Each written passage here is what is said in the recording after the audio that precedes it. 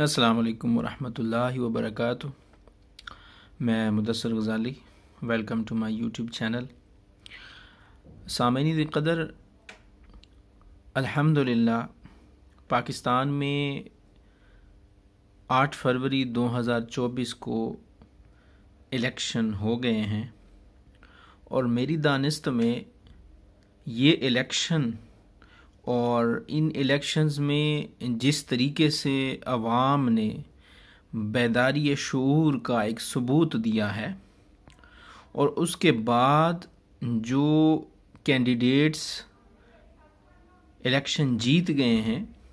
या फिर कोई धांधली के ज़रिए या 2 नंबरी के ज़रिए जिनको जिताया गया, उन कैंडिडेट्स की तरफ से ऐलान बरात करना और वो ज़बरदस्ती दी गई सीट या फिर 2 नंबरी के ज़रिए जिताई गई सीट को छोड़ देना, मैं समझता हूँ कि 8 फरवरी से पहले और आज के दिन से पहले तक मेरी दानिस्त में हम सियासी एतबार से अखलाकियात के उस पस्ती से भी नीचे गिर गए थे। हमारी जो सियासत है मुल्क की, वो इस हद तक पस्ती में गिर गई थी कि सियासत एक शरीफ बंदे का काम या फिर शरीफ बंदे का उसमें इन्वॉल्वमेंट होना, ये भी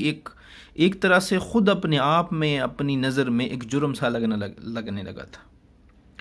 इसलिए कि ये सियासत का जो मैदान है इतना गंदा कर दिया गया, इसके अंदर जिस तरह से लोगों के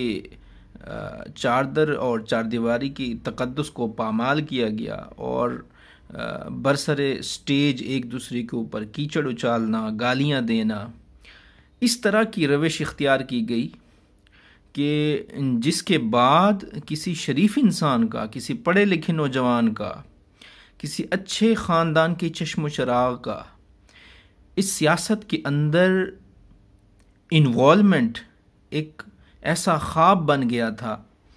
कि जिसके बारे में सिर्फ सोचा तो जा सकता है शायद, लेकिन प्रैक्टिकली वो मुमकिन नहीं था। लेकिन आज जिस तरीके से मैंने देखा है मीडिया के ऊपर मुख्तलिफ जो कैंडिडेट्स जिनको ज़बरदस्ती कह लें या 2 नंबरी के ज़रिए कह लें या धांधली के ज़रिए कह लें, जो सीटें दी गईं उनमें से कुछ चंद एक ऐसे हैं जिन्होंने अखलाकियात का मुजाहिरा करते हुए, एक आला ज़र्फ़ी का मुजाहिरा करते हुए वो सीटें लेने से इनकार कर दिया। तो मेरी दानिस्त में एक अवाम का वो रद्द-ए-अमल कि एक बड़ी तादाद में अवाम ने वोट डाला और एक बहुत बड़ी तादाद में नौजवानों ने इस अमल में हिस्सा लिया, अपने हक़ राय दही इस्तेमाल किया। और इसके बाद ये जो एक अलग एलिमेंट है, ज़ाहिर है हर बंदा जीतना चाहता है और जिनको प्लेट में एक चीज़ मिल जाए तो उससे अच्छी बात क्या। लेकिन जिस तरह उन कैंडिडेट्स ने, ख़ासकर जमात इस्लामी के जो लोग हैं उन्होंने, और मुझे बिल्कुल भी उम्मीद नहीं थी कि JUIFA के जो मुफ्ती किफ़ायतुल्लाह साहब हैं उन्होंने ऐलान किया, तो इस तरह की जिन कैंडिडेट्स ने ये ऐलानात किए और वो सीटें लेने इनसे इनकार कर दिया, मैं अपनी दानिस्त में ये समझता हूँ कि ये अल्लाह ताला की तरफ से पाकिस्तान के ऊपर बहुत बड़ा एक करम हो गया है। ज़ाहिर है जो तब्दीली का प्रोसेस है, कौमों की तरक्की का जो प्रोसेस होता है, मुल्क के अंदर स्टेबिलिटी और इस्तेहकाम का जो एक प्रोसेस है, वो कोई यकदम नहीं आ जाता, वो स्टेप वाइज इसी तरीके से आता है कि पहले कौम बेदार होती है, नौजवान अपने मुल्क की सियासत में बढ़ चढ़ के हिस्सा लेते हैं, अपने मुल्क की भाग दौड़ संभालने के लिए ख़ुद को दस्तयाब करते हैं, मैसर होते हैं और उसके बाद फिर ये सारे प्रोसेस मुकम्मल होते हैं। फिर एक वक्त आता है कि मुल्क तरक्की याफ्ता अक़वाम के सफ़ में जाके खड़ा हो जाता है।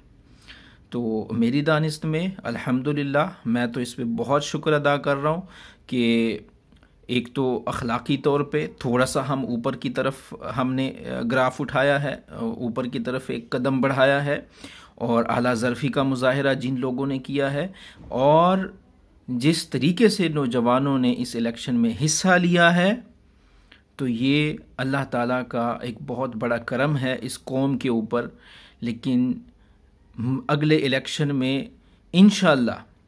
इंशाअल्लाह इससे भी ज़्यादा अच्छा टर्न आउट रहेगा और इससे भी ज़्यादा नौजवान एक्टिव होंगे। तो इसी तरीके से ये मुल्क की जो तकदीर है वो आहिस्ता आहिस्ता बतदरीज बदलती जाएगी और अशराफिया का ये जो कब्ज़ा है वो इसी तरीके से आहिस्ता आहिस्ता ये मुल्क उनके चुंगल से बाहर आएगा। Thank you so much.